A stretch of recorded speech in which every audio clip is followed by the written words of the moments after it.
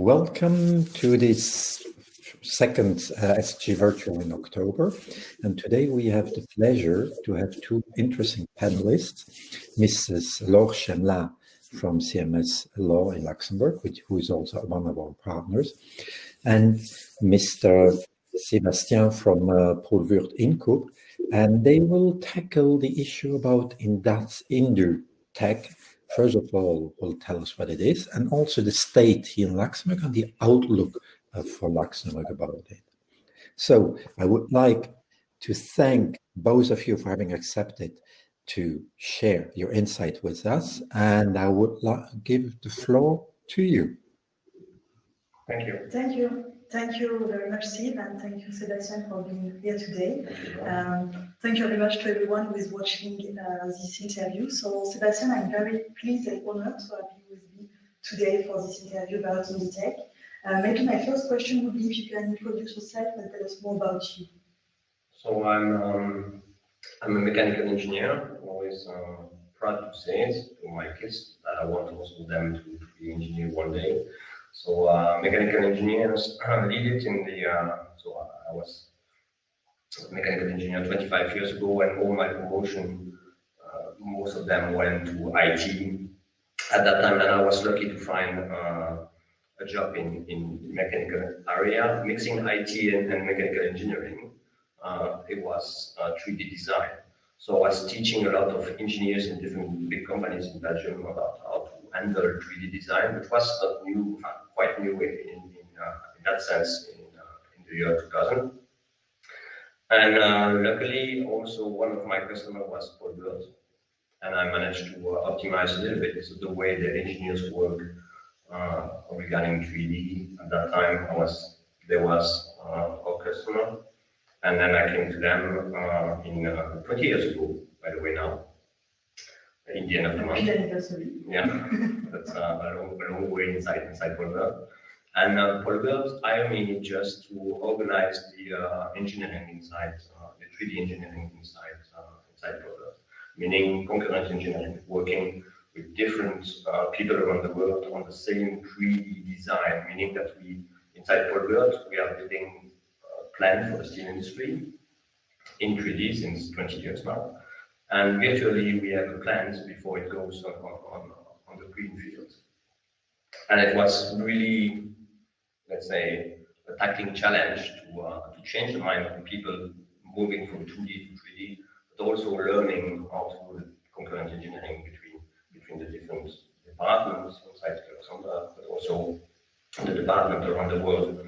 So the change management was quite touchy at that time. And when you resolve a problem in your career, another one is coming. So I was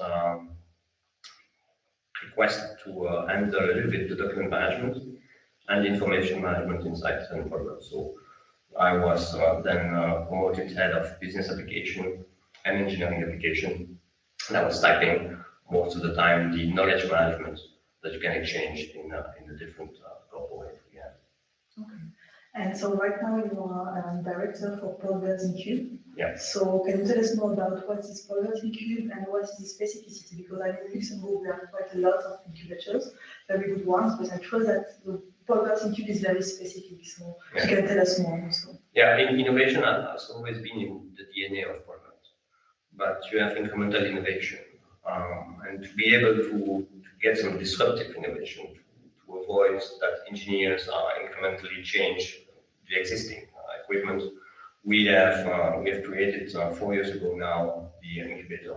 That's the let's say the only private corporate at that time, corporate incubator at that time in Luxembourg. So the focus was to just scout all the technologies, because technologies are increasing a lot in the market, and we wanted to know and to go fast in different technologies. So the goal was really to scout technology on the market and to incorporate them in the incubator in order to collaborate and avoid to lose time making R&D on our own. So we created the incubator, and at that time I had a look on the local ecosystem. We had a lot of incubator, more today than before, and they are focusing on fintech, on IT, on mobile applications, which is fine. but I didn't find any equivalent to what we are doing in the industrial area. So I went to different countries and I found my happiness in Ireland, where I could really find out the kind of ecosystem I wanted in Luxembourg regarding the industry. So you try to, let's say, import like what you have seen in Ireland in Luxembourg? I always try to not reinvent the wheel. So I wanted to see in the different countries what was existing regarding the industry incubator, and I wanted to create this niche in Luxembourg. So and luckily at that time we were partnering with the Technopole, which is the oldest incubator in Luxembourg, which is still a partner. And in a trip to London, when we saw a lot of fintech area with Olivier, we decided to create a hashtag specific for the industry. So we created Indutech, which is specific for the industrial technologies. So we wanted to brand this incubator in the Indutech, just to avoid having startup coming with mobile applications. That if you have something in the industry, okay, we can help. Why? Because we have experts, engineers inside the house, and it's no sense to mentor somebody in the finance or in the IT. We can mentor in the engineering application, not.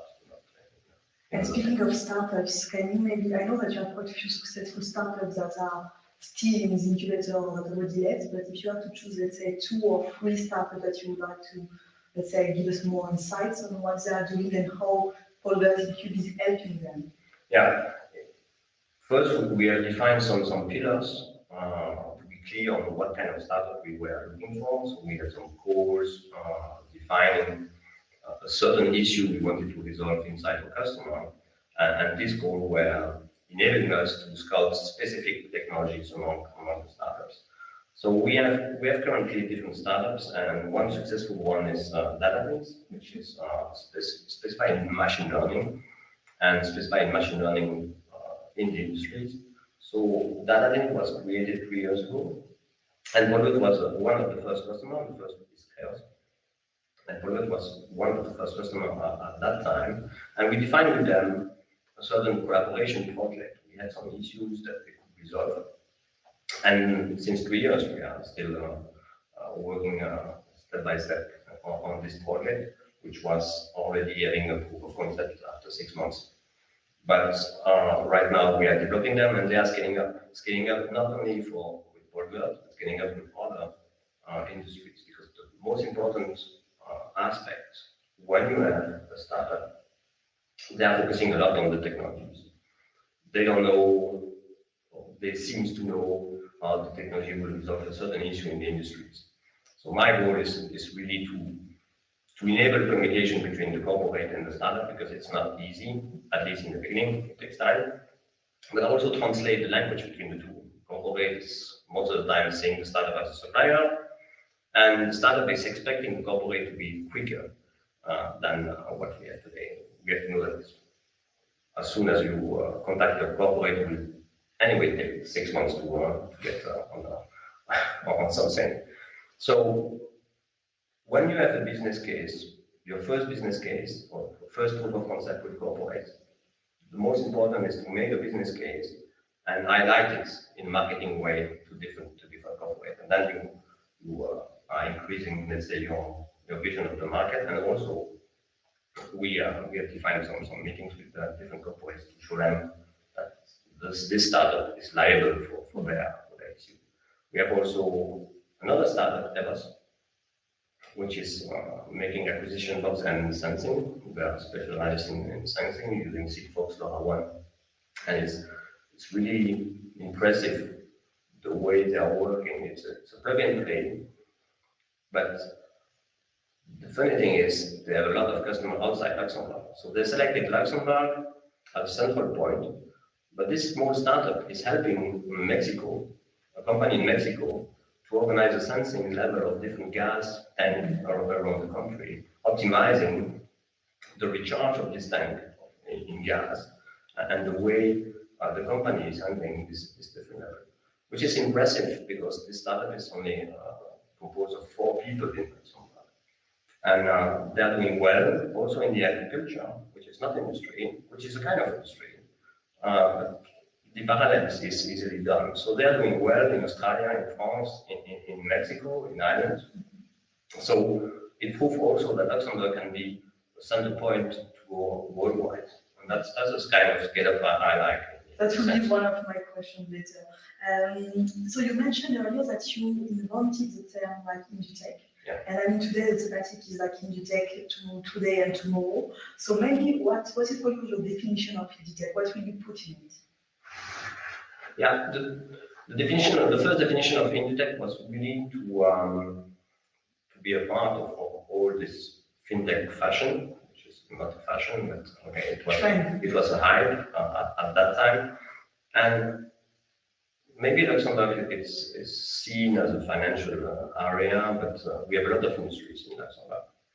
And I wanted to, let's say, concentrate all the industry of Luxembourg around one terminology. So we defined the technical terminology Indutech in order for the people to adhere to this brand, let's say, to come to us and discuss different industry technologies. So we have organized some Indutech meetup with the head of the FEDIL, the Federation of the Luxembourgish Industries.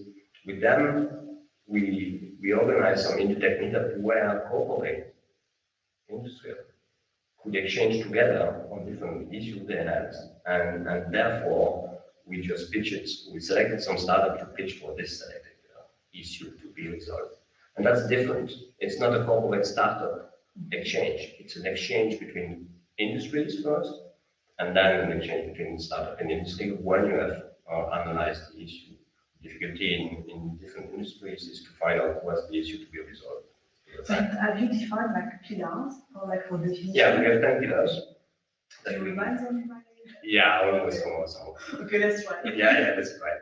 So we have the of course the artificial intelligence, the machine learning, which is one. We have the engineering in the virtual reality and augmented reality. We have the robotics.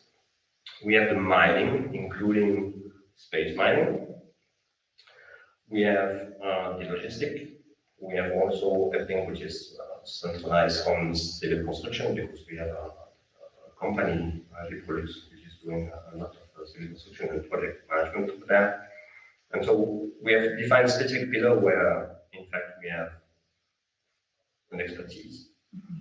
We may have another pillars coming out in the future if one of industry, like WURTH, which is where we work a lot with, can come and we can define a pillar automotive, for instance. That's not right now the subject. And we wanted to define these pillars because they're quite generic for all the industry which is located in Luxembourg right now. And that's all the horizontal pillars that we can find in different industries. And when you compare the Indutech ecosystem to the others, like the fintech ecosystem, which was, like you said, quite a trend in a way. So you mentioned that you are working with FEDIL. What are, let's say, the other actors in the Luxembourg ecosystem that you can rely on for the Indutech? The FEDIL is partner number one for that, because they are in fact in charge of having all the industries in different sectors working together. With the FEDIL, we decided on our side to focus on industry which are manufacturing equipment or which have production line. So we focus on all the members of the FEDIL on this one. We want really to have a niche on the customer of the FEDIL. And afterwards, when the contact is done, the network of the different industries, Dupont, WURTH, and other industries which are joining this Indutech meetup.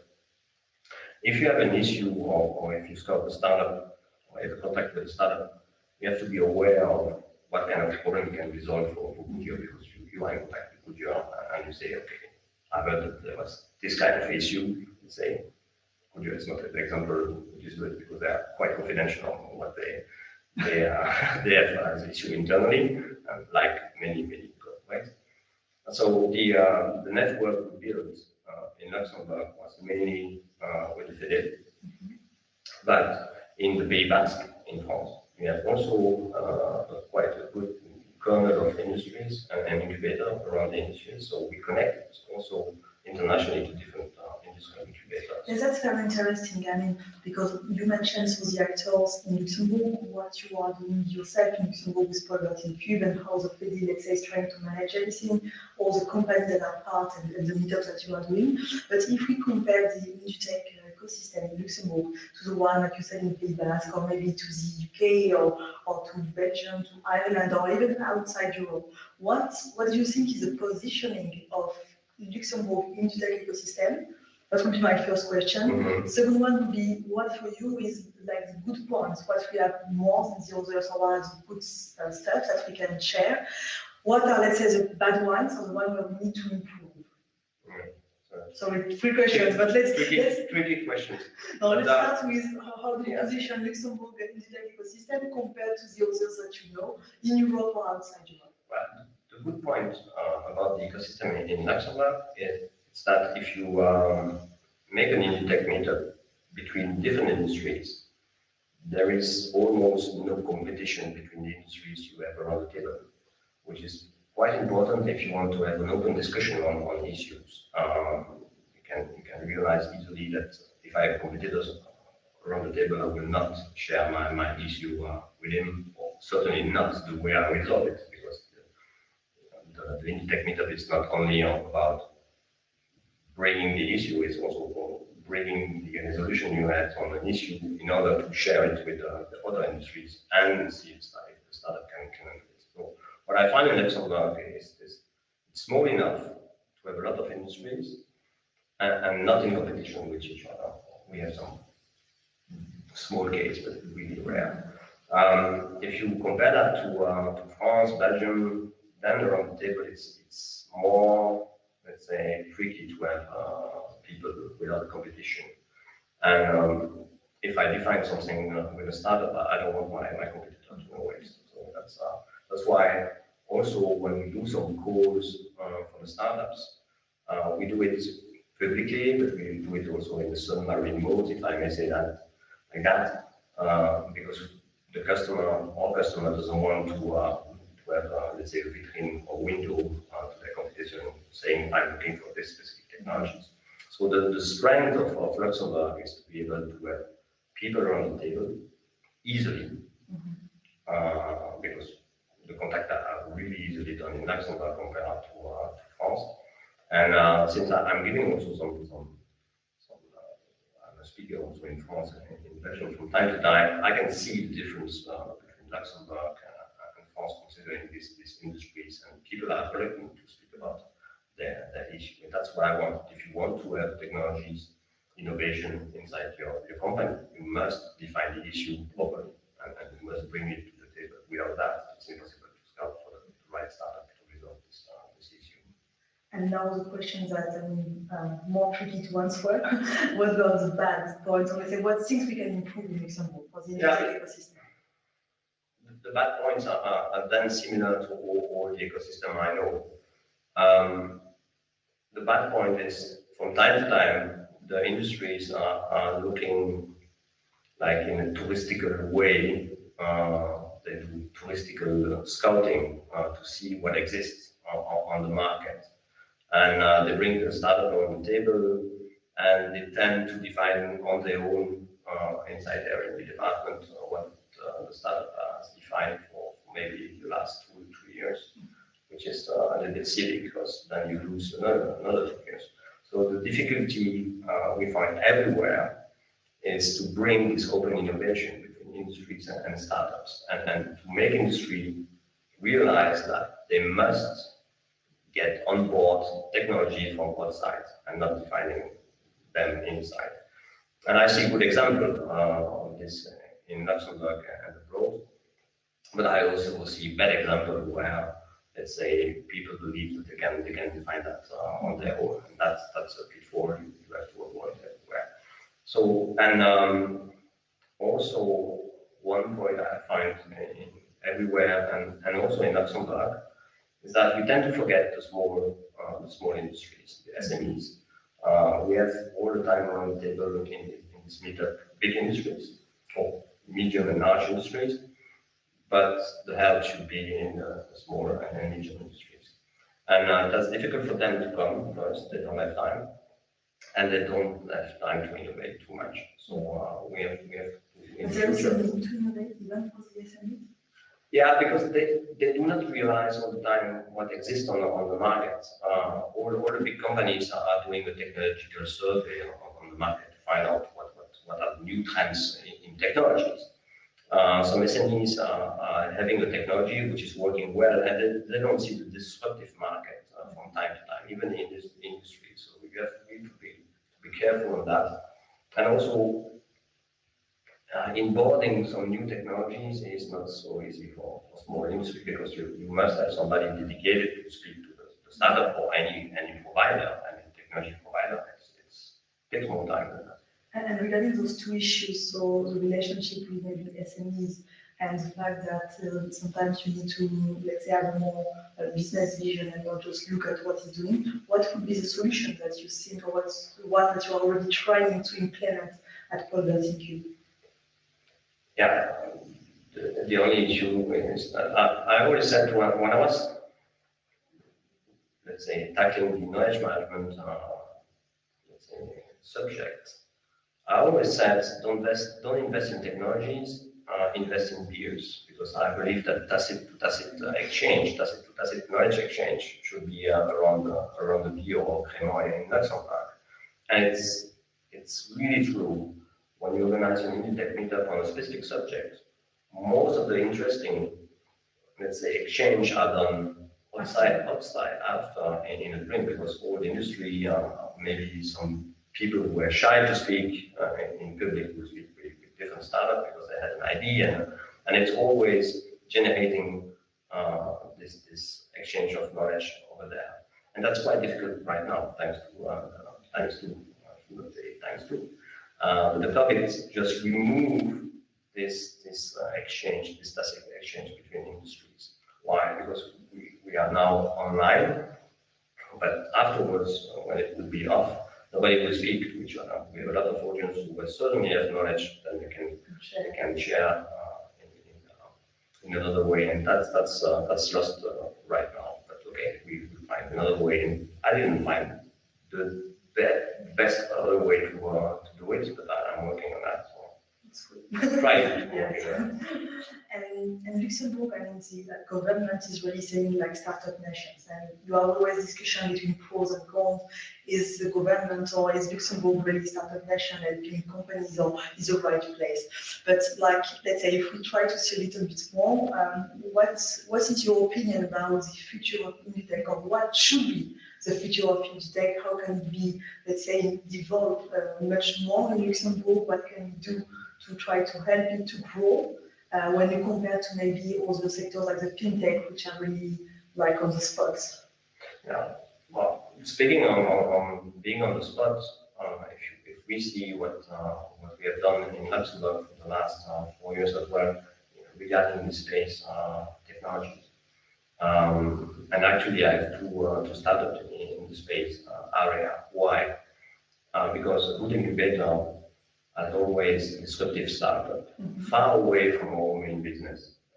We don't do space in product, but we have iSpace and MediSpace. iSpace is doing a robot that will explore the moon, and MediSpace is doing a robotic arm to be on orbit, cheaper than what exists today. If I take the example of the robotic arm, we have harsh conditions on Earth as well. In the steel industry, you can imagine that liquid steel is around 1,500 degrees, so its harsh condition is full of dust. So if they can make a robotic arm for space, which is resisting harsh conditions, they can certainly do it on Earth, and on Earth it will be more difficult.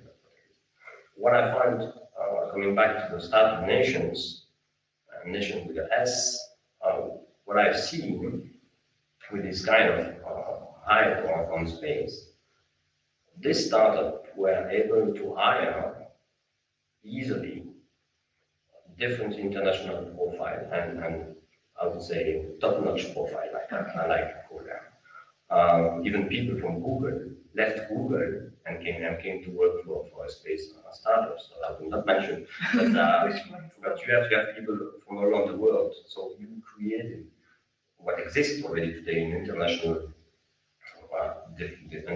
expertise, but you have really people who are coming from around the world to bring their expertise into the hands of these startups. And of course, this exchange is enrich all the industries. So people in the mining are going to work for this space. And we have certainly question about mining, but hydrogen specialists are coming, and we have inside some hydrogen topics.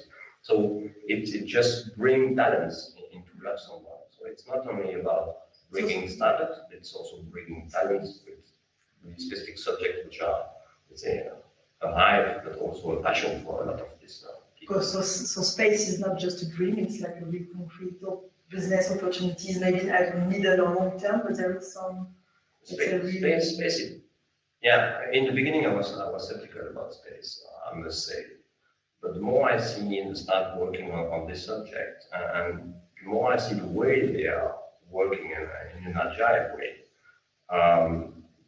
they are quite talented. But it's not just working on something on the bubble; they're working on concrete stuff. And I must say, even if they don't go on the moon, everything which was realized to go there will certainly have some benefits on that.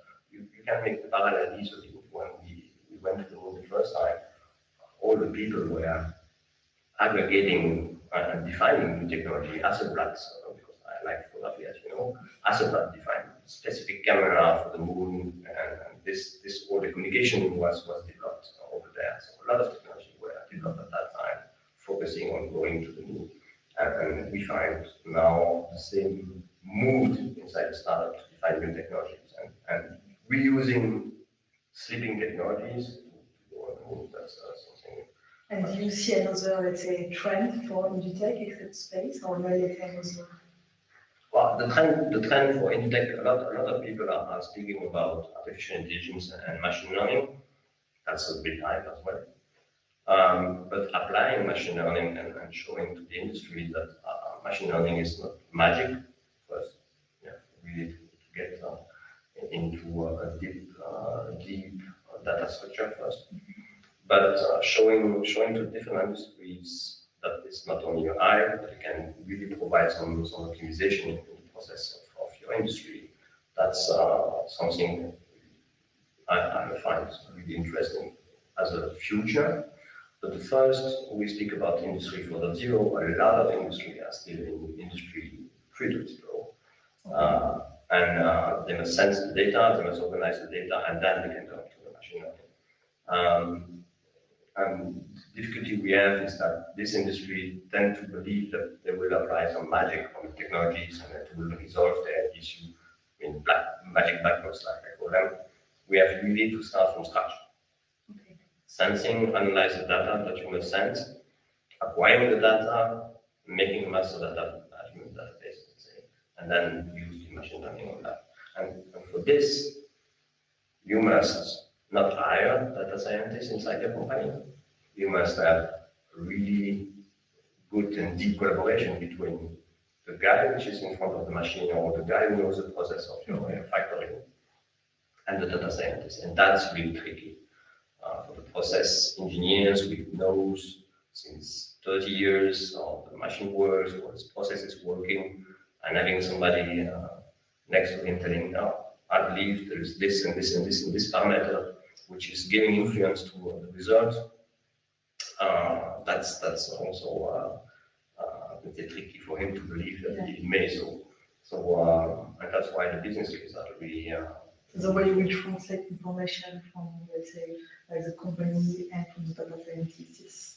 It's between startups and corporate. I mean, you need to speak the same language, and sometimes it's difficult to find the right balance and to build the same page. I mean, most of the time I'm between them, because you need to translate what you said is exactly what you mean, but they are speaking different languages. They're certainly different generation first, most of the time, but also different languages. And two more questions. If you have 3 things that you can change or make different in the Indutech sector, or even you in your daily job, what would it be? I would say to the industry is not to think about the big picture first. To find out a small issue to be resolved, make a quick win, like I call it all the time with the proof of concept. Spend maybe 50,000 if you have a huge budget. 50,000 is nothing. But not having a huge plan or a huge technical specification to define or to identify and resolve an issue. You must be quick and see, while engaging in this small proof of concept or the collaboration work with the startups and your industry. And I have a couple of examples. I cannot name it, but there is an industry in Luxembourg who started like this with one of my startups with a really small target. And the startup was a little bit skeptical, saying it's too small, we can do more. And of course, that was the opposite. This time, the industry wanted to resolve this niche issue and not having the big picture in hand. So they resolved it, and it enabled them to understand each other and collaborate on the bigger picture afterwards. So taking small in the beginning is really key, and not having a plan for the 2 next years, having a plan for the 6 next weeks, let's say, how to resolve, and if it doesn't work, you stop it. It's the same with some venture capitalists today. They invest small amount of money in different startups just to see how they progress, and afterward, if it works, they invest more. But we see some VC investing a couple of 50,000 here and there now, especially in the industry, because they just see, okay, I will lose, if it doesn't work, I lose 50,000 euro. If it works, in fact, I can invest more. That's a way to prove and to make their due diligence in another way. So, I mean, my last question would have been like, how do you see the future of Indutech, and what would be your last word? I understand that you see it in a positive way, but if you... I see it in a positive way. If we open the country to different industries, and if you see the different press release we had in the last 2 months regarding industries in Luxembourg, I don't see it in a good way. But some people inside the FEDEL and inside the ministry as well will fight, and Chamber of Commerce will fight to have more industries in Luxembourg and to have them recognized as an essential part of the economy, which is the case. So, but going out of the politics, we see a lot of industries which are key in Luxembourg, key expertise, and not well known. So what I would like to have is also more marketing on these technologies. The Chamber of Commerce is doing quite well on that, but I said I was in Ireland in the beginning of this adventure with Incub, and I said to the CEO of SGVirtual, it seems to be exactly what I would like the Incub to be, but I don't find any press release on you. And he said to me, listen, Mr. Wirtz, the most important is not to make marketing, is to focus on developing the technologies and resolving issues. And the one who are doing most of the marketing, I do nothing, which is, in fact, after 4 years, what I must say is the case. Because people are focusing on resolving issues, focusing on technology, even now. Even now, it's even worse. And they don't take the time to promote themselves. Same for marketing inside the startup. Startup are focusing on developing their technologies and not find the time to just use their business case to make some marketing. So that's so let's hope we'll do a little bit of marketing today. Yeah, in a way, marketing. Thank you very much. That was very interesting for sharing your insight with us. I don't know if you have the last word to say or anything you want to share that I may not ask you. But I must say, open your door, get out of the building. That's the most important advice I would say to industries. Don't stay in your building. See what exists in other industries, even if it's an industry far away from your main market. You will always find some analogy or some technical analogy into your business. That's what I would advise. Get out of the building. That's my motto #1. And if you are a startup, and if you are in the Indutech, don't hesitate to contact Sebastian, I trust, on LinkedIn or even directly to the podcast. There will be always someone to welcome you and see what can be done. Thank you very much, Rodrigue. Thank you, Steve. It's done for us. I don't know if you have questions or if you want to open directly the questions, or well, up to you. Okay, thank you very much for Laure for doing this great job, and thank you, Sébastien, for giving us this insight. There have been a few questions which have been raised. Some are according to this onboarding principle into the Paul WURTH Incub. This is when it's a little bit, it's a several-fold question. When is it the best time to approach you? I mean, in the stage of the company, on the one hand, to approach your services. How is it? What makes you trigger that, for example, if there's a company or project approaching you to take it on board? That's one thing. And then in the end, when is a good time to have an exit together with you, together with Paul WURTH Incub? Excellent question. If you have already a product on the market, the expertise that the incubator can bring, or at least my incubator can bring, is not so high. Why? Because the most important phase are the seed, where you are defining this prototype. So we tend to have startup at the stage where they have a working prototype or the way to define this working prototype, and we help them either to find a customer for this first proof of concept, and that's where the exchange is, the enrichment of the exchange is the more powerful for both parties, for the industry like for WURTH and for startups. So we tend to have seed stage startups. Why? Because if you have already a product on the market and you come to an incubator, you will be like a supplier of technologies to product, and not really a startups. And considering the exit, we will have to exit soon. The exit is where the startup tend to scale, where you are more than 8-10 people, and except the space, because the space is a specific area. But a startup going and scaling up to more than 10 people, I'd say it's mature startup. That doesn't make sense to stay in incubator, because we don't want to rent offices. We want to mentor the startups. So the seed is the introduction. Seed is good, but if you are not in the seed, doesn't mean that you are not interested you have no interest for us. You have an interest because it's not only the startup we have in the incubator, it's also the network of startups in the industry. So we can directly, if you have a product working on the market, we can think about linking it to different industries. That's why we are making some code of technologies, and when we are doing code of technology for industries, we are looking for mature technologies on the market, and not seed